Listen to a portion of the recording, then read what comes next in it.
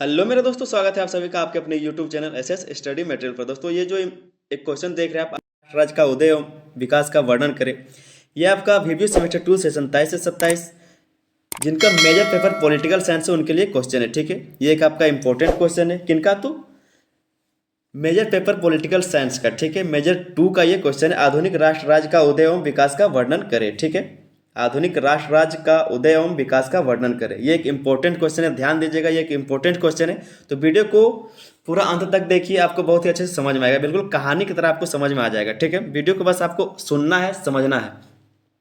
एक बार अच्छा हुआ कि आप लोग वीडियो को चालू करके सुने। ठीक है, पूरा वीडियो को एक बार सुने, उसके बाद आप इसको कॉपी में लिख सकते हैं। ठीक है ना। तो आइए समझते हैं आधुनिक राष्ट्र राज्य का उदय एवं इसके विकास को। ठीक है, अगर चैनल पर नए तो चैनल को सब्सक्राइब कर लीजिए। सब्सक्राइब करना बिल्कुल भी ना भूलें, क्योंकि आपका सभी सेमेस्टर का तैयारी जो है 1 से लेकर 8 तक सभी सेमेस्टर के सभी विषय का तैयारी इस चैनल पर कराया जाएगा। ठीक है, और अपने दोस्तों तक इस वीडियो को ज़्यादा से ज़्यादा शेयर करें ताकि वे लोग भी तैयारी कर सके, और बेल आइकन को दबाकर उस पर ऑल को भी सेलेक्ट कर ले ताकि हम यहाँ पर जो भी चैनल पर वीडियो डालें उसका नोटिफिकेशन जो है आप तक पहुँच जाए। तो आइए समझते हैं इसके आंसर को। क्या लिखा है कि आधुनिक राष्ट्र राज्य के उदय और विकास को समझने के लिए हमें इसके ऐतिहासिक और राजनीतिक परिप्रेक्ष्य पर ध्यान देना होगा। ये हम खुद से लिख के लाए हैं ताकि आपको अच्छे से समझ में आ सके। ठीक है, यहाँ पर जो आप चीज़ें देख रहे हैं इसमें ये सब कुछ हम खुद से अपने से लिखें ताकि आपको जो एक समझाने का जरिया मिले, एक समझाने का तरीका मिल सके।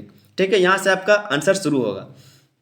क्या लिखा है कि आधुनिक राष्ट्र राज्य के उदय और विकास को समझने के लिए हमें इसके ऐतिहासिक और राजनीतिक परिप्रेक्ष्य पर ध्यान देना होगा। यह अवधारणा मध्यकालीन साम्राज्यों और राजतंत्रों से विकसित होकर आधुनिक राजनीतिक संरचना का आधार बनी। मतलब बताया जा रहा है कि ये जो अवधारणा है मध्यकालीन साम्राज्यों और राजतंत्रों से विकसित होकर आधुनिक राजनीतिक संरचना का आधार बना है। ठीक है, यहाँ से हम लोग इसको जाने कि आधुनिक राष्ट्र राज्य का उदय कैसे हुआ और उसके बाद इसके विकास को जाने कि कैसे इसका विकास होता गया। ठीक है, तो ये समझते हैं आधुनिक राष्ट्र राज्य का विकास, आधुनिक राष्ट्र राज्य का उदय। ठीक है, तो क्या लिखा है कि आधुनिक राष्ट्र राज्य का उदय मुख्यतः 15वीं और 16वीं शताब्दी में यूरोप में हुआ।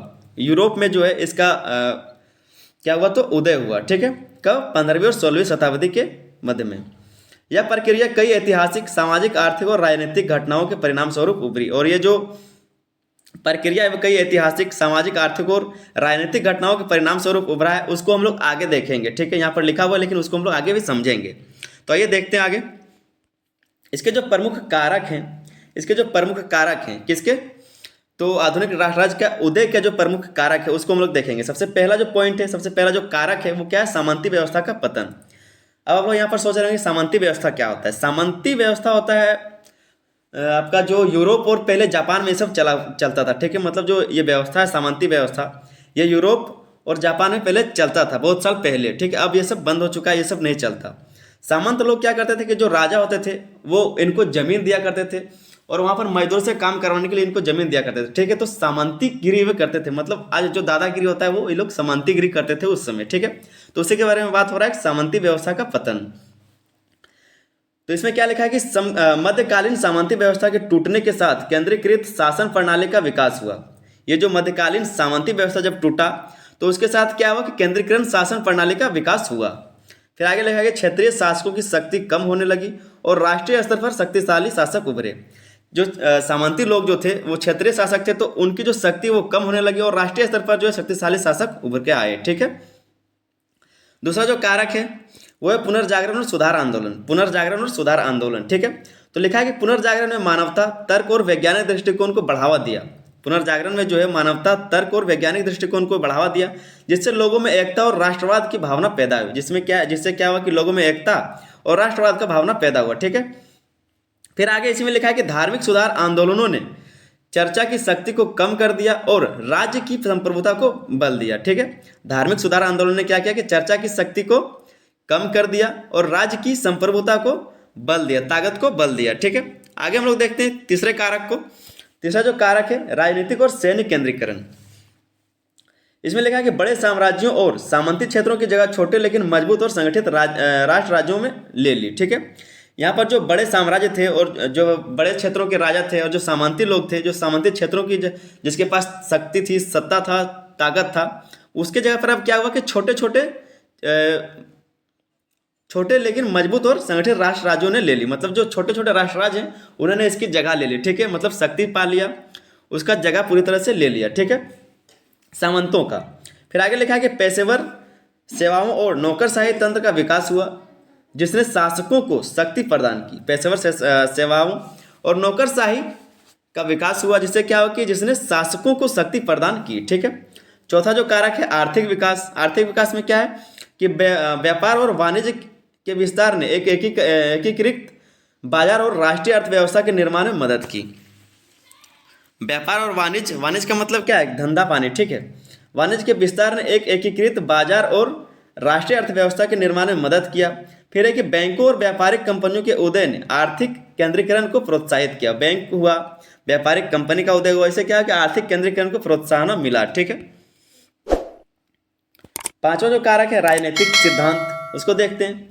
तो लिखा है कि Hugo Grotius, Thomas Hobbes, John Locke और रूसो जैसे विचारकों ने राष्ट्र और राज्य की संप्रभुता पर जोर दिया। ये सब जो विचारक थे, जो विद्वान लोग थे, इन्होंने क्या किया कि राष्ट्र और राज्य की संप्रभुता पर जोर दिया, राष्ट्र और राज्य पर, शक्ति पर जोर दिया। ठीक है। फिर आगे लिखा है कि उनके विचारों ने आधुनिक राज्य की नींव रखी और इन्हीं के विचारों ने क्या है कि आधुनिक राज्य की नींव को रखा है। ठीक है। मतलब आज का जो आप देख रहे हैं, आज का जो देश देख रहे हैं, इस तरह का जो आधुनिक राज्य है, उस तरह का नींव जो है सबसे पहले इन्होंने ही रखा था। फिर यहाँ से हम लोग जानेंगे कि राष्ट्र राज्य का विकास, उदय को हमने समझा। अब हम लोग जानेंगे कि राष्ट्र राज्य का जो विकास है वो किस तरह से हुआ था। तो क्या लिखा है कि आधुनिक राष्ट्र राज्य के विकास को निम्नलिखित चरणों में विभाजित किया जा सकता है। आधुनिक राष्ट्र राज्य के विकास को जो है निम्नलिखित चरणों में विभाजित किया जा सकता है। तो पहला जो चरण है, पहला जो कारक है वो क्या है, राष्ट्रीयता और औद्योगिक क्रांति। राष्ट्रीयता और औद्योगिक क्रांति, लिखा है कि औद्योगिक क्रांति ने आर्थिक उत्पादन और प्रौद्योगिकी को बढ़ावा दिया जिससे राज्यों की शक्ति में वृद्धि हुई। औद्योगिक क्रांति ने क्या किया कि आर्थिक उत्पादन में और प्रौद्योगिकी को बढ़ावा दिया जिससे क्या है कि राज्यों की शक्ति में वृद्धि हुई। आगे लिखा है कि राष्ट्रीयता की भावना ने लोगों को भाषा, संस्कृति और साझा इतिहास के आधार पर एकीकृत किया। राष्ट्रीयता की भावना ने क्या किया कि लोगों को भाषा, संस्कृति और इतिहास को क्या है कि साझा करने का आधार पर एकीकृत किया। ठीक है। फिर आगे लिखा है फ्रेंच क्रांति। फ्रेंच क्रांति कब हुआ था, तो 1789 में। ठीक है। क्या लिखा है कि फ्रेंच क्रांति ने राष्ट्र और नागरिकता की अवधारणा को बढ़ावा दिया। फ्रेंच क्रांति ने जो है राष्ट्र और नागरिकता की अवधारणा को बढ़ावा दिया। स्वतंत्रता, समानता और बंधुत्व के सिद्धांतों ने राष्ट्र राज्य के विकास को दिशा दी। और ये जो स्वतंत्रता है, समानता और बंधुत्व का जो सिद्धांत है, इसने क्या किया कि राष्ट्र राज्य के विकास को एक दिशा दिया। ठीक है। फिर तीसरा जो है औपनिवेशिक विस्तार। औपनिवेशिक विस्तार, यूरोपीय राष्ट्र राज्यों ने अपनी शक्ति का विस्तार करने के लिए औपनिवेशिक साम्राज्य स्थापित किए। इसने आर्थिक और राजनीतिक दृष्टि से राष्ट्रों का सुदृढ़ किया। औपनिवेश का मतलब क्या होता है कि एक देश का दूसरे देश पर दबदबा। ठीक है ना। मतलब औपनिवेश का मतलब क्या है कि एक कोई राज्य है, उस पर दूसरे राज्य का दबदबा जब पड़ता है तो उसी को बोला जाता है औपनिवेश। ठीक है। यहाँ पर लिखा है कि औपनिवेशिक विस्तार मतलब यूरोपीय राष्ट्र राज्यों ने अपनी शक्ति का विस्तार करने के लिए क्या किया कि औपनिवेशिक साम्राज्य स्थापित किए। मतलब औपनिवेशिक साम्राज्य स्थापित किया। इसने आर्थिक और राजनीतिक दृष्टि से राष्ट्रों को सुदृढ़ किया। फिर हम लोग चौथा जानेंगे। चौथा कारक क्या है कि दो विश्व युद्ध और संयुक्त राष्ट्र का निर्माण। दो विश्व युद्ध कब हुआ था, तो दोनों जो विश्व युद्ध हुआ था, जब सबसे पहला जो विश्व युद्ध हुआ था वो 1914 से लेकर 1918 तक हुआ था और दूसरा जो विश्व युद्ध हुआ था 1939 से 1945 तक का। ठीक है। तो दोनों विश्व युद्ध और संयुक्त राष्ट्र का निर्माण, संयुक्त राष्ट्र का निर्माण जो है कैसे हुआ था बताइए, समझिए। जब दोनों विश्व युद्ध हुआ और पहला जब विश्व युद्ध हुआ उसके बाद जब दूसरा हुआ तो दूसरा जो है वो पहले से ज़्यादा भयानक था। ठीक है। तो अंतर्राष्ट्रीय सुरक्षा के लिए मतलब एक कोई देश दूसरे देश से इस तरह का युद्ध दोबारा ना हो, अंतर्राष्ट्रीय सुरक्षा प्रदान किया जा सके, अंतर्राष्ट्रीय सुरक्षा मिल सके, इसलिए एक संयुक्त राष्ट्र का निर्माण किया गया। तो वही लिखा है कि दो विश्व युद्ध और संयुक्त राष्ट्र का निर्माण। तो इसमें क्या लिखा है कि प्रथम और द्वितीय विश्व युद्ध के बाद राष्ट्र राज्य की अवधारणा वैश्विक स्तर पर मजबूत हुई। 1945 में संयुक्त राष्ट्र के गठन ने संप्रभु राष्ट्र राज्यों की वैधता को मान्यता दी। फिर पांचवा जो कारक है वैश्वीकरण और समकालीन युग। पांचवा जो वैश्वीकरण और समकालीन युग, समझते हैं इसमें क्या लिखा है। 20वीं और 21वीं शताब्दी में वैश्वीकरण के बावजूद राष्ट्र राज्य अभी भी प्रमुख राजनीतिक इकाई बनी हुई है। क्या है कि जो 20वीं और 21वीं शताब्दी में वैश्वीकरण के बावजूद भी राष्ट्र राज्य अभी भी प्रमुख राजनीतिक इकाई बनी हुई है। हालांकि आर्थिक एकीकरण और वैश्विक संस्थाओं के उदय ने राष्ट्र राज्य की स्वायत्तता को आंशिक रूप से प्रभावित किया है। आगे देख लेते हैं हम लोग इसके निष्कर्ष को। उसके बाद ये आपका क्वेश्चन खत्म हो जाएगा। तो निष्कर्ष में क्या लिखना है? निष्कर्ष में आपको एक छोटा सा लिखना है कि आधुनिक राष्ट्र राज्य का उदय और विकास ऐतिहासिक घटनाओं, राजनीतिक सिद्धांतों और सामाजिक परिवर्तनों का परिणाम है। यह एक ऐसी संरचना है जिसमें एक समान संस्कृति, भाषा, इतिहास और भौगोलिक सीमा के अंतर्गत रहने वाले लोगों का एक राजनीतिक इकाई के रूप में संगठित होना शामिल है। आज यह प्रणाली दुनिया की सबसे राजनीतिक संरचना है।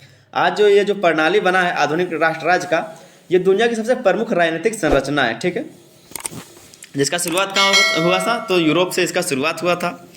दोस्तों इसी तरह का और भी क्वेश्चन देखने के लिए चैनल को सब्सक्राइब कर लीजिए। वीडियो अच्छा लगा तो वीडियो को लाइक करना बिल्कुल ही ना, वीडियो को एक लाइक जरूर कर दे। ठीक है, और एक अच्छा सा कमेंट जरूर करें। अगला क्वेश्चन क्या हो ऐसा भी कमेंट कर सकते हैं आप। मिलते हैं किसी अगले साल के साथ अगले वीडियो में, तब तक के लिए धन्यवाद। जय हिंद।